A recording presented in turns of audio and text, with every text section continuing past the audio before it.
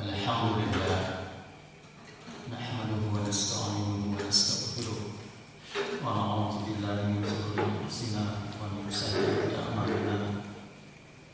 May yahdihillahu fala mudilla lahu wa may yudlil fala hadiya lahu. Asyhadu an la ilaha illallah wa asyhadu anna Muhammadan abduhu wa rasuluh. Allahumma shalli ala Muhammad wa ala ali Muhammad kama shallaita ala Ibrahim wa barik ala Muhammad wa ala ali Muhammad kama barakta ala Ibrahim fil alamin innaka Hamidum Majid. Ya ayyuhal hadirun ittaqullah wa la tamutunna illa wa antum muslimun.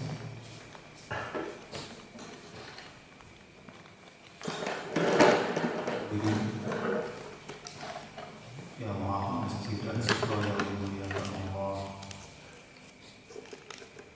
puji dan syukur kita senantiasa kita ucapkan alhamdulillah Allah sudah memberikan nikmat yang paling besar kepada kita, nikmat iman dan nikmat Islam. Dan alhamdulillah Allah mengangkat kita ke tempat yang mulia. Semoga Allah tambahkan terus keimanan bagi kita sekalian. Allah jadikan sebaik-baiknya usia kita pada akhirnya ketika kita menghadap Allah. Dan Allah jadikan sebaik-baik hari kita pada akhirnya ketika kita menghadap Allah. Dan Allah jadikan sebaik-baik amal kita pada akhirnya ketika kita menghadap Allah. Dan itu yang kita harapkan, yang sering kita harapkan, kita didapatkan Allah dalam keadaan husnul khatimah.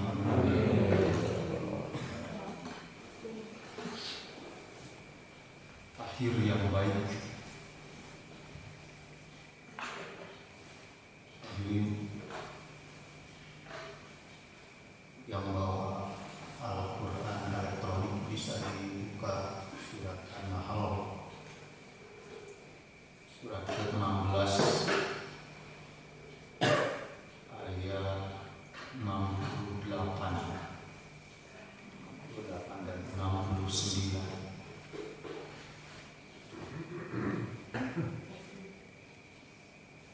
Surat ke-16 surat An-Nahl. An-Nahl itu lebah. Biasanya pernah sebagian saya sampaikan. Surat ke-16 ayat 68 dan 69. A'udzubillahi minasyaitonir rajim. Wa auha rabbuka ilan nahl anittakhidhi minal jibali buyutan wa minasyajari wa mimma ya'rishun. Dan telah mewahyukan Rabbuka Tuhan ilan nahli kepada lebah anittakhidhi minal jibali buyutan, untuk membuat rumah atau sarang minal jibal, dari gunung, di celah-celah gunung, wa minasyajari, dan dari pohon-pohonan, tumbuh-tumbuhan, wa mimma ya'rishun, dan dari apa yang dibuat oleh manusia.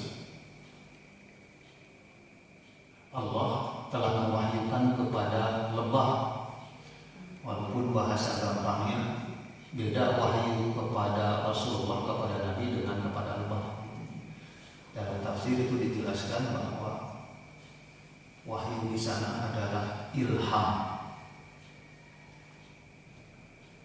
Jadi Allah mengilhamkan kepada lebah untuk membuat rumah di celah-celah gunung, kemudian pada pepohonan, kemudian untuk tinggal pada rumah yang dibuat oleh manusia. Makanya banyak lebah yang diternakan kan rumahnya dibuat oleh manusia. Ilhamkan ditulis juga ilham ini pada surat Wasyamsi wa duha, surat Asy-Syamsi ke-91 kalau tidak salah. Fa alhamaha fujuraha wa taqwaha. Jadi Allah mengilhamkan kepada kita manusia fujuraha wa taqwaha, mengilhamkan perbuatan dosa dan perbuatan takwa. Makanya di dalam tubuh kita itu ada dua yang saling bertentangan. Ada malaikat hafadh yang menjaga kita, yang mengilhamkan kebaikan. Kemudian ada jin qarib. Bukan sadar bahwa di dalam tubuh kita itu selalu ada dibisikkan oleh jin qarib yang kafir untuk berbuat fujur, berbuat dosa. Makanya kalau di film masuk ada yang difilmkan gambar setan yang bertanduk, kemudian malaikat yang berwarna pakaian putih bisa gitunya. Dua itu dalam Al-Quran surat Asy-Syams. Fa'alhamaha, diilhamkan. Itu juga sama, persis seperti diilhamkan kepada ibunya Nabi Musa ketika Nabi Musa lahir. Setiap anak laki-laki dibunuh oleh Fir'aun. Bayi laki-laki dibunuh di hadapan ibunya. Bagaimana tidak kejam coba itu. Ada yang dilemparkan ke anjing yang kelaparan, ada yang dibakar, ada yang disembelih ya. Ketika Nabi Musa lahir, Allah mengilhamkan kepada ibunya, kamu malik kita dihanyutkan gitu, dihanyutkan kemudian diliputi dan masuk kepada tempat pemandian istrinya Fir'aun kan sampai diselamatkan. Nah di sini ilham kepada Naml, kepada lebah untuk membuat rumah di celah di pepohonan. Kemudian diilhamkan kepada lebah untuk membuat rumahnya itu unik gitu. Bentuknya segi enam. Saya baca tafsir, saya pilih tafsir pada Ibnu Katsir atau Imam Al-Qurtubi antara dua itu. Kata Ibnu Al-Arabi, ciptaan Allah yang paling mencengangkan yang ditulis dalam surat An-Nahl, surat lebah, kata beliau, itu adalah Allah mengilhamkan kepada lebah untuk membuat rumah yang bentuknya segi enam. Kita nyebutnya honeycomb. Ternyata hasil analisis ilmuwan, bentuk segi enam itu adalah bentuk yang paling efektif. Karena kalau misalnya membuat lingkaran ditumpuk-tumpuk itu ada sisa kosongan yang tidak bisa diisi. Kalau segi enam semuanya itu tidak tersisa, segi enam, dan itu menjadi tempat-tempat bagi lebah. Ternyata ini pada bidang penerbangan Pak Haji Rashid itu digunakan struktur honeycomb ini untuk menjadi alas di pesawat terbang.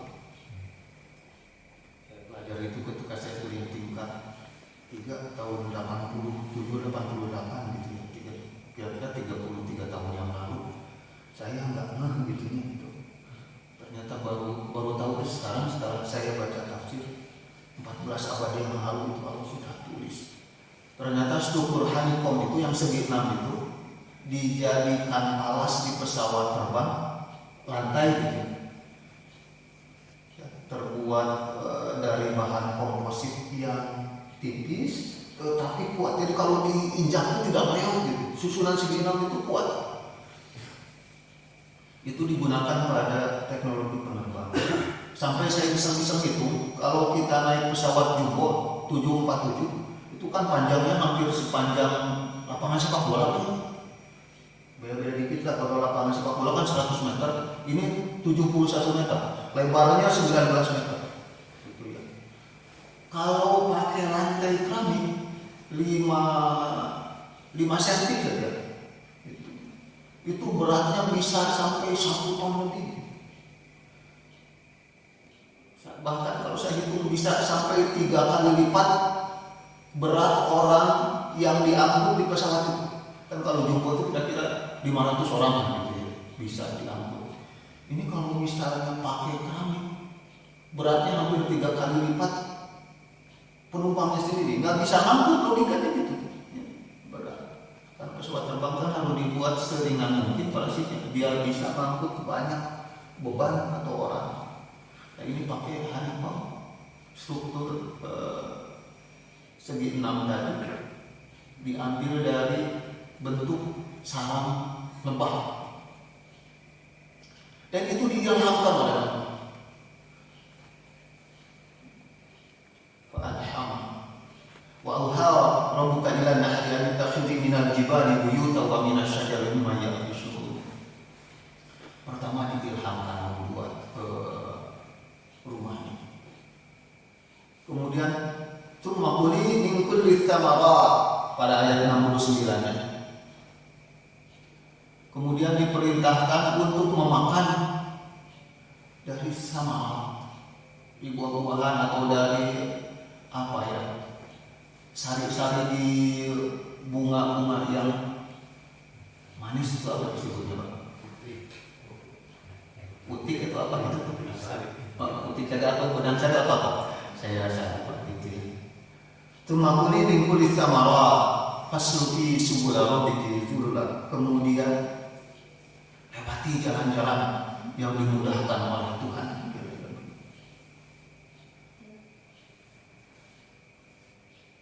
Saya baca tulisan ahli lebah. Lebah itu sekali dia pergi mencari sumber madu itu bisa sampai 7 kilo sampai 10 kilo, dan dia tidak sesat jalan gitu. Ini Allah ilhamkan ya seperti itu.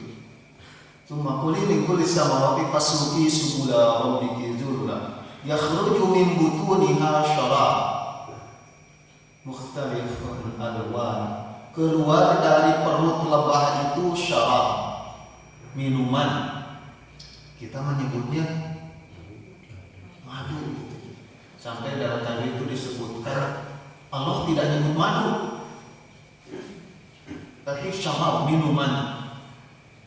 Ulama menafsirkan supaya manusia itu meneliti si syarab minuman itu apa. Hanya Allah memberitahu mukhtalifun alwanu, yang bermacam-macam warnanya.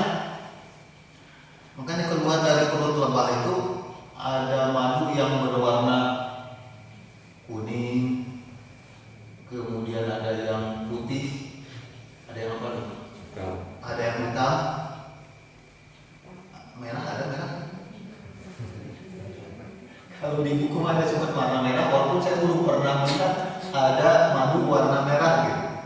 Kemudian rasanya ada yang manis, ada yang asam, ada yang pahit, ada yang hitam gitu ya. Itu talifun alwan. Kemudian fihi syifa'un linnas, yang saya soroti ini, fihi syifa'un linnas, padanya pada madu itu syifa, obat bagi manusia. Yang saya soroti ini obat bagi manusia. Pernah baca di media itu satu buku ahli kesehatan dari Jepang, Dr. Shizio Haruyama. Dulu mau banyak bukunya ini dijual. Kata beliau, obat fisik yang ada di muka bumi di dunia, kata beliau, itu bisa menyembuhkan penyakit tidak lebih dari 20%. Obat fisik itu obat yang ada juntungnya, kalau bahasa ini ada fisiknya, bisa berupa pil, cairan, bahkan operasi sekalipun gitu. Itu tidak lebih dari 20% bisa menyembuhkan penyakit. Kata beliau 80% itu obat non fisik. Hingga ulama menerjemahkan ini Kalau obat non fisik, kalau tadi obat fisik itu obat bumi, kalau obat non fisik itu obat langit. Ulama menerjemahkannya seperti itu. Sampai dalam satu artikel itu ditulis dalam Al-Quran itu ada 5 atau 6 kalimat syifa. Syifa itu obat, dan kalau dalam bahasa Inggris itu naun itu kata benda, berfungsi sebagai kata benda. Syifa itu di dalam Al-Quran itu ditulis syifa itu ada 5. Saya lupa kalau tidak 5, 6 gitu ya. Di antara kata syifa yang 5 itu yang 4 itu semuanya Al-Quran. Syifa. Kemudian ini satu lagi syifa, dan ini madu. Jadi ini semuanya non fisik, ini fisik. Jadi syifaa'ul linnas tadi madu. Jadi satu-satunya obat yang Allah tulis dalam Al-Quran yang berbentuk obat fisik itu hanyalah madu. Sementara yang 4 ini menunjukkan minal Quran ma huwa syifaa'u wa rahmatul lil mu'minin, contohnya gitu dalam Al-Quran surat Al-Isra, kemudian dalam surat Yunus. Dan kami turunkan Al-Quran fihi syifaa'u wa rahmatul lil mu'minin. Kalau Al-Quran ini obat bagi orang mukmin saja. Sementara kalau madu ini syifaa'ul linnas, obat bagi manusia. Dan hanya satu saja obat fisik dalam Al-Quran ditulis oleh Allah. Sehingga kalau saya presentasikan, kira-kira sama ada di 20%. Persis seperti ucapan si Heru Yama tadi. Jadi obat fisik itu hanya menyembuhkan tidak lebih dari 20% kata beliau. Padahal ini orang Jepang. Jadi prosentasinya ya 1/1/5 ya 20% gitu.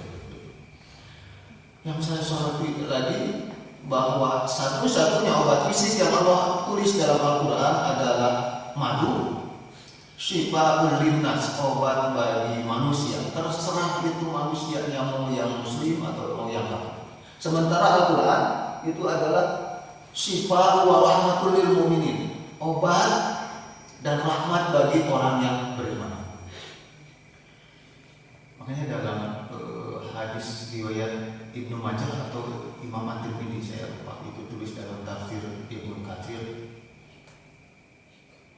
2 obat kata Rasulullah yang jangan pernah engkau tinggalkan, yakni madu dan Al-Quran. As-salam wal Quran. 2 obat yang jangan pernah engkau tinggalkan kata Rasulullah adalah madu dan Al-Quran. Walaupun kita mungkin masih aneh dan pernah saya berobat dengan Al-Quran, walaupun dalam artikel itu ditulis kalau di Brunei Darussalam itu raja itu membuat satu buku panduan untuk rakyatnya untuk berobat dengan Al-Quran. Ini kita mungkin masih aneh, tetapi penelitian banyak dibuktikan Al-Quran bisa jadi obat hanya dengan didengarkan saja. Dibaca lebih dahsyat lagi, kemudian lebih dahsyat lagi kalau diamalkan. Ini ada joke saya pernah dengar dari Pak Haji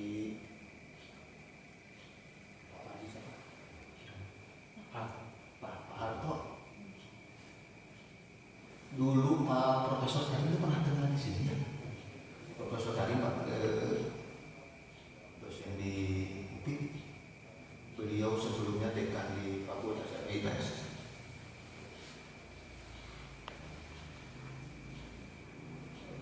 Hanya dengan didengarkan itu insya Allah menjadi jalan obat. Sampai penelitian Dr. Nuryati kalau tidak salah di Malaysia, kalau bayi rewel diperdengarkan Al-Quran itu jadi tenang dan bertendensi tenang, senyum hanya dengan mendengarkan Al-Quran. Suaminya Dewi Persik, siapa dia? Saya mau jamin, tapi setelah saya mau jamin itu siapa? Aldi Taher berarti. Aldi Taher itu nanti apa? Aldi Taher kan udah pisah lagi. Aldi Taher sekarang nikah dengan seorang dokter. Aldi Taher itu kena kanker ganas loh. Dia cerita, saya dapat informasi ini, informasi dari istri saya.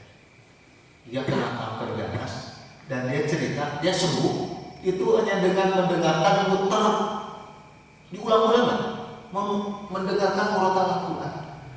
Gitu. Hasil penelitian juga banyak mendengarkan Al-Quran bisa sehat. Oleh dokter-dokter di Amerika dan ini banyak dilakukan sampai disampaikan pada beberapa seminar. Saya baca dalam satu artikel di Amerika itu dilakukan penelitian kepada orang-orang Muslim di Amerika, dimasukkan pada satu ruangan, tapi sebelum dimasukkan dalam ruangan itu dites dulu tingkat kesehatannya, kemudian masukkan dalam satu ruangan, kemudian diperdengarkan bahasa Arab. Kemudian setelah keluar dicek kesehatannya. Ternyata kesehatannya meningkat 65%. Kemudian dimasukkan lagi, tetapi dicek lagi, kemudian masukkan lagi satu ruangan, diperdengarkan Al-Quran. Kemudian setelah keluar dicek lagi kesehatannya meningkat 97%. Dan penelitian ini lebih dari sekali, bahkan sampelnya kalau tidak salah sampai 210 kali kalau tidak salah dalam artikel itu. Artinya hanya dengan mendengarkan Al-Quran saja, insya Allah itu jadi sehat. Makanya kalau misalnya kita jalan-jalan naik mobil, biar sehat mendengarkan Al-Quran daripada malah gitu kan.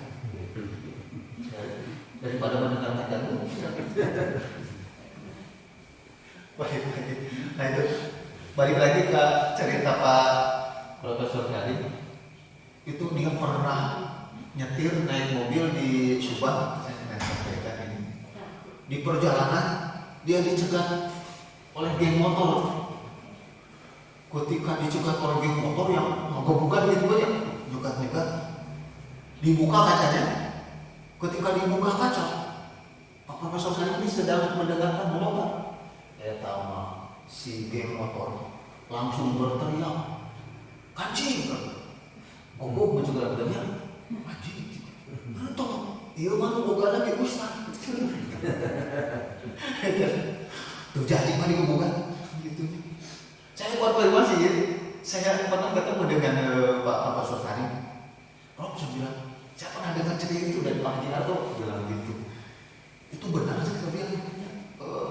Ketika dicegat geng motor lagi ngedengarkan murotal digebukan jadi males gitu. Itu kejadiannya di mana sih benar itu? Di Subang kadang-kadang gitu kan. Alhamdulillah nanti kalau saya doakan tidak awal gitu. Oh enggak sih gitu ya. Artinya kan mendengarkan Al-Quran saja insya Allah selamat dengan geng motor gitu. Intinya itu hikmah hikmah Al-Quran kira-kira gitu. Jadi Al-Quran itu bisa jadi obat apabila didengarkan, kalau dibaca lebih jelas lagi. Sampai dalam satu artikel itu untuk meningkatkan kemampuan otak itu ada 3 kata ulama yang paling bagus, itu membaca Al-Quran, kemudian qiyamul lail, kemudian satu lagi saum kata mereka. Dan yang paling bagus meningkatkan kemampuan otak itu adalah membaca Al-Quran. Dan sekarang di perguruan tinggi negeri itu makin banyak yang dibolehkan masuk perguruan tinggi dengan syarat hafal beberapa juz. Itu sudah mulai UI menerima 20 juz. Teman saya di Universitas Negeri Malang sudah UPI ada, tetapi baru di jurusan tertentu. Artinya kalau bisa menghafalkan Al-Quran, tingkat kemampuan otaknya kira-kira itu bahasa gampang. Balik lagi sekarang kita masuk ke pengobatan tadi menggunakan madu yang keluar dari perut lebah tadi. Dalam hadis riwayat Imam Muslim kalau tidak salah. Rasulullah itu suka meminum dan memakan makanan yang manis dan suka meminum madu. Itu dalam hadis riwayat Imam Bukhari dari Muslim. Sampai Al-Hasan itu dia tidak berobat kecuali dengan dua. Itu dalam tafsir ditulis susu dan madu. Dalam tafsir Ibnu Katsir itu ditulis makanan dan minuman yang apabila dimakan dan diminum itu mendapat pahala, itu adalah makanan dan minuman yang terbuat dari susu. Makanya saya kadang-kadang iseng kalau minum kopi pada saya lebih suka ambil susu gitu. Pokoknya yang ada susunya. Karena itu dapat pahala. Dapat pahala. Habis ada. Kalau dia nggak ada kopi susu. Ya tanya buat Pak di Oto kabarannya. Makan. Saya pernah bahas 7 kebahagiaan menurut Imam Ali kan gitunya ya 7 kata Pak Oto. Pak ini yang ke-8 katanya minum kopi dulu. Mau nanti jadi ibu minum kopi pakai campur susu biar dapat pahala. Kalau berobatnya Pak minuman niatkan minimal 2. Pertama kita meminta kesembuhan kepada Allah. Dan yang kedua kita meminta pahala. Karena kita meminum obat itu mengikuti sunnah Rasulullah. Pokoknya segala sesuatu yang berhubungan dengan sunnah insya Allah mendapat pahala. Balik lagi kalau misalnya minum susu meminta pahala, minum madu meminta pahala selain untuk meminta kesembuhan kepada Allah. Dibalik lagi tadi ke An-Nahl sampai Allah istimewakan ini An-Nahl atau lebah ini dalam hadis Imam Ibnu Majah atau Imam At-Tirmidzi saya lupa. Rasulullah melarang membunuh 4 hewan. Ada 4 hewan yang dilarang dibunuh. Yang dibolehkan dibunuh, rasanya saya pernah sebutkan, totalnya ada 6 gitu ya, yang boleh dibunuh. Itu ada cicak, terus apa lagi?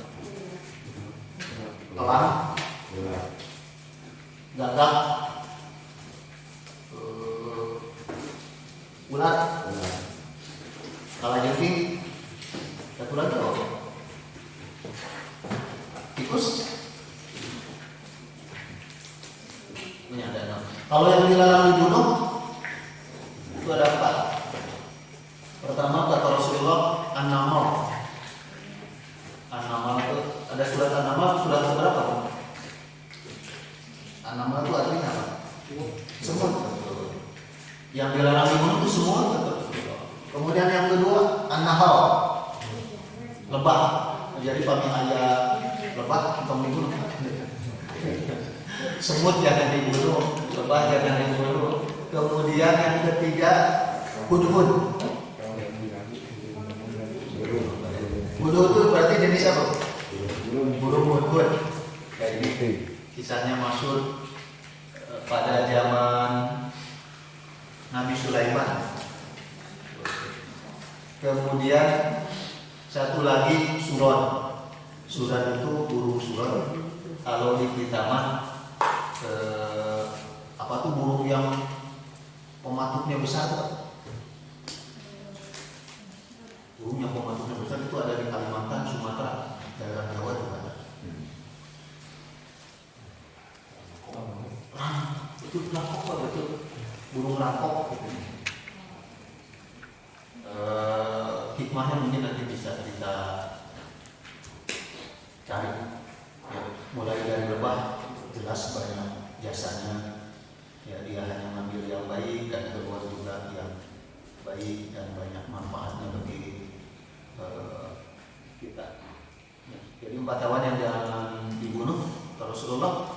Oke, semut, lebah, burung hudhud, burung rampok.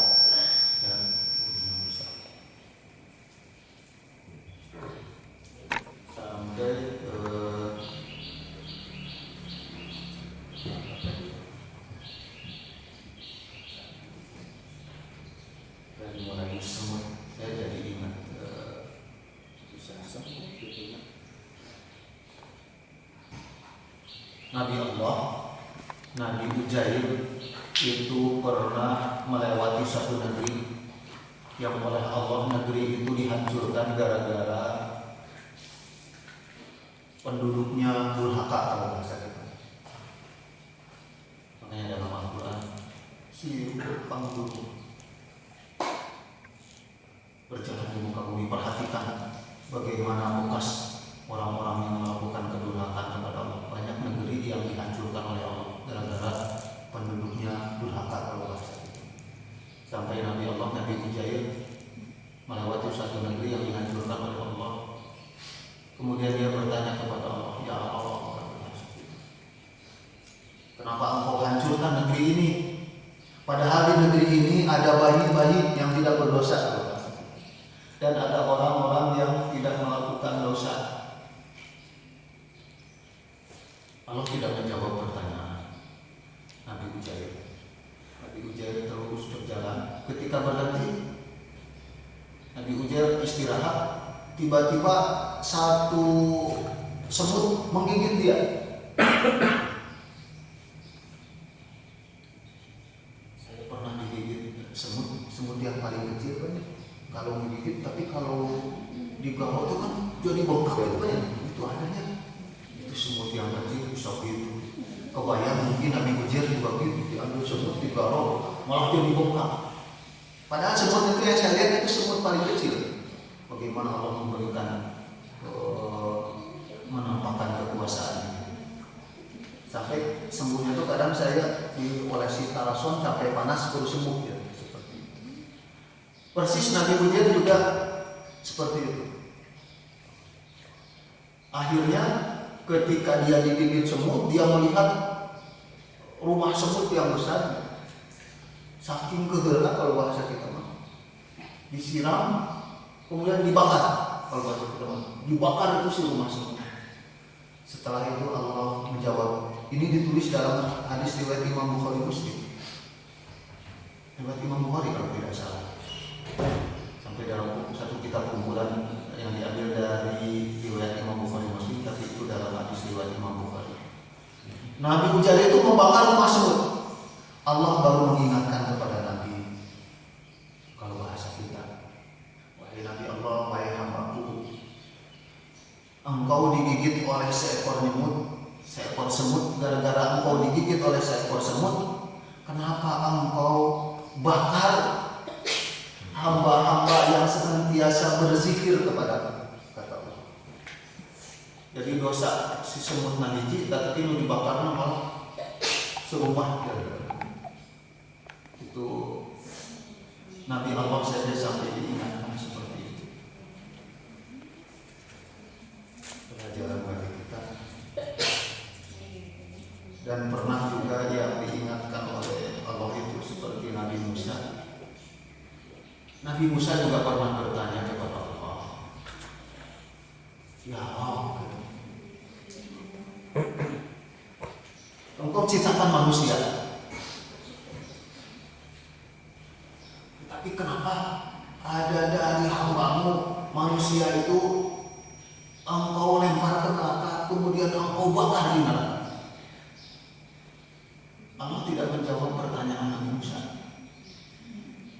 Namun Allah memerintahkan Nabi Musa untuk menanam padi. Wahai Musa, tanam padi. Maka ditanam padi oleh Nabi Musa, ditanam, disiangi, disayangi semua. Ketika sudah tumbuh padi, kemudian dipanen. Ketika dipanen, Nabi Musa melihat ada padi yang kosong. Ada yang berisi, ada yang tidak. Oleh Nabi Musa, yang berisi dipisahkan, yang kosong dipisahkan. Yang kosong itu kan tidak bisa dimakan. Oleh Nabi Musa dibakar. Allah baru bertanya kepada Nabi Musa, wahai Musa, engkau menanam padi, engkau menyiangi, engkau menyayangi. Setelah itu kenapa engkau bakar sebagian? Kata Nabi Musa, ya Allah, kalau bahasa kita, aku menanam, aku sayangi semuanya, aku sayangi. Tetapi setelah dipanen, sebagiannya kosong tidak berguna, maka aku bakar. Maka kata Allah, ya seperti itu pula aku terhadap hamba. Allah sayang kepada kita jauh lebih sayang daripada orang tua kita kepada kita. Namun ketika orang itu tidak mau disayangi, ya Allah bahkan dia bahasa gampang. Mungkin kita pernah dengar di iklannya. Ketika seorang masuk ke tempat cukur, ke tukang cukur kalau bahasa kita, kemudian dia cukur, tukang cukur itu berucap, ini bukan hadis, yang ucapan suaminya Novia Tolpakin itu siapa? Saya hafal suaranya kayak suara Jemaah Ibnu Najib ya, itu dalam iklan di handphone gitu ya. Ada seorang masuk ke tukang cukur, ketika sedang dicukur tukang cukur berucap, di dunia ini tidak ada Allah katanya, tidak ada Tuhan.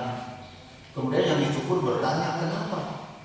Kalau saja ada Allah, gak akan ada orang miskin, akan ada orang sakit, karena pasti Allah menolong. Yang dicukur tidak bisa protes, dia hanya begitu beres keluar dari tukang cukur, dia melihat ada orang gila, gimbal, rambutnya panjang kotor. Akhirnya dia dapat tidur, masuk lagi ke tukang cukur. Tukang cukur kan kalau bahasa kita kan, ternyata di bumi ini tidak ada tukang cukur. Kata tukang cukur, gimana bisa berkata begitu?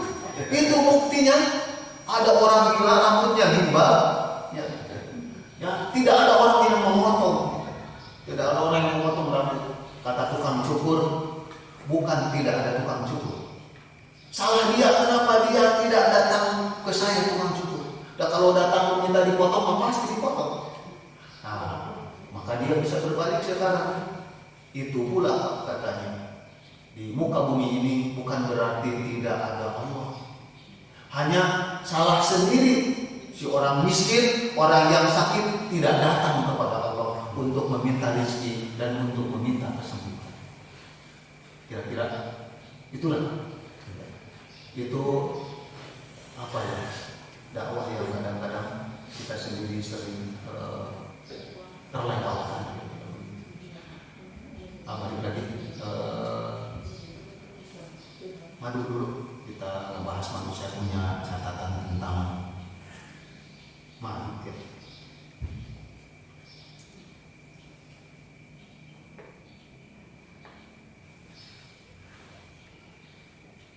Dalam hadis riwayat Imam Bukhari Muslim,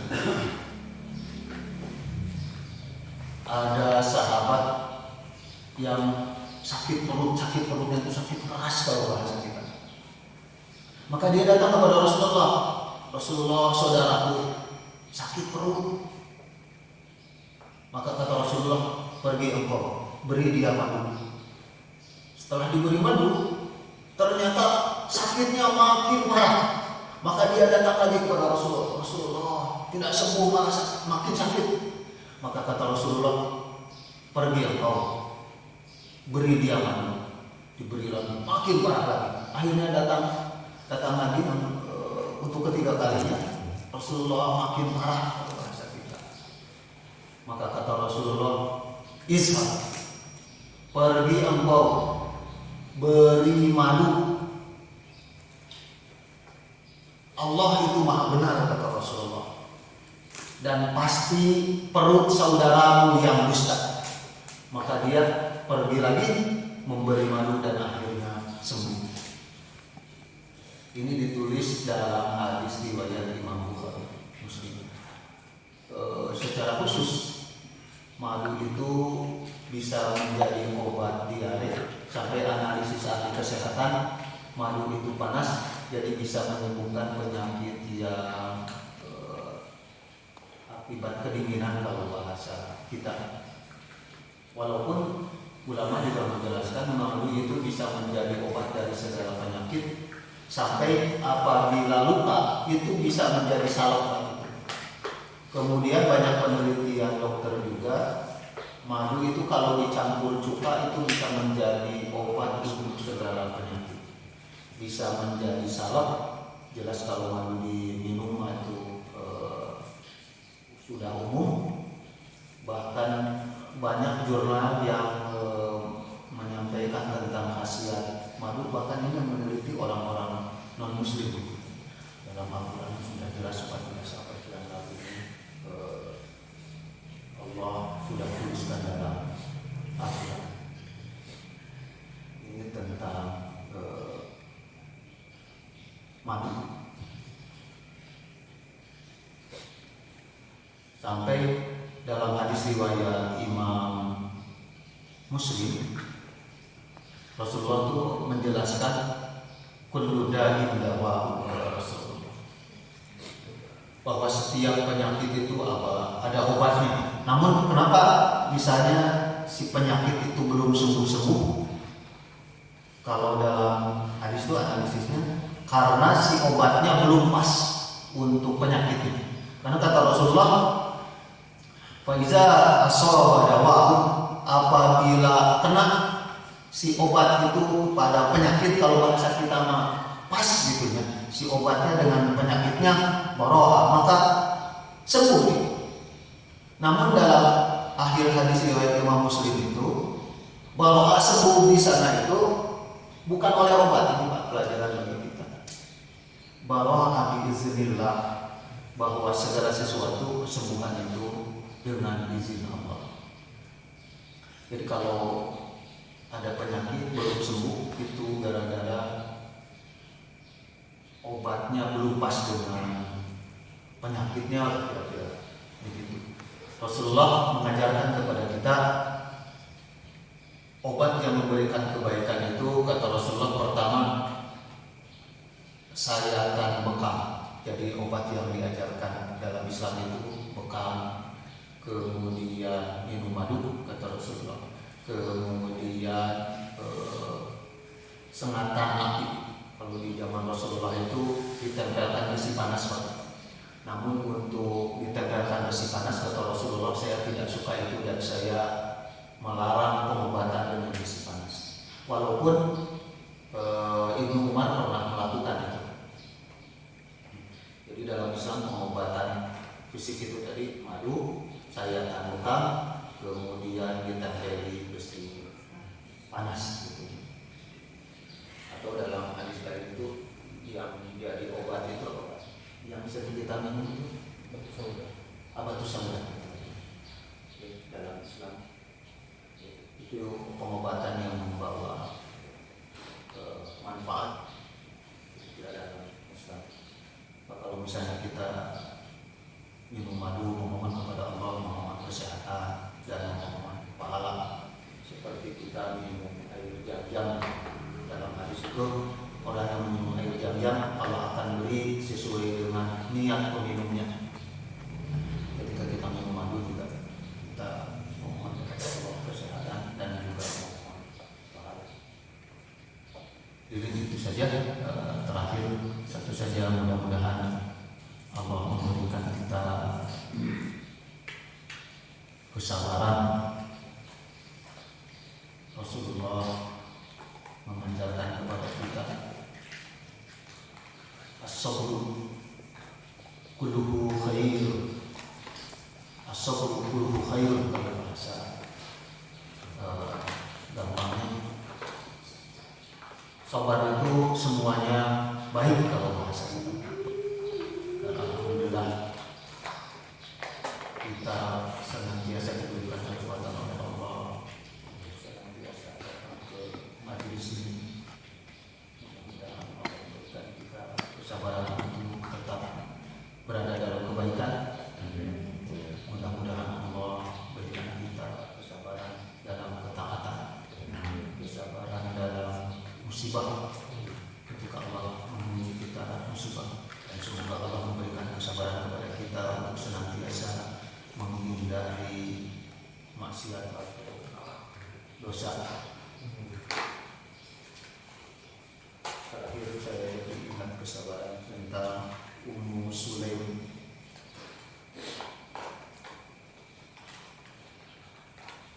Pernah dengar Ummu Sulaim?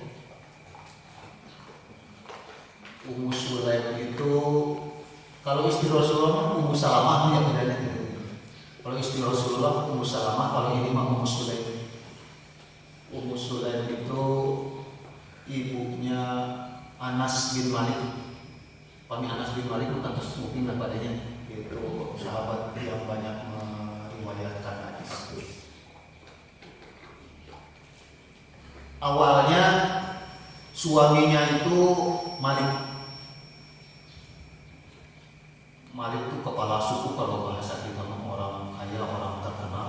Suatu ketika dia pergi keluar, kemudian dia bertemu dengan musuhnya bukan pada peperangan.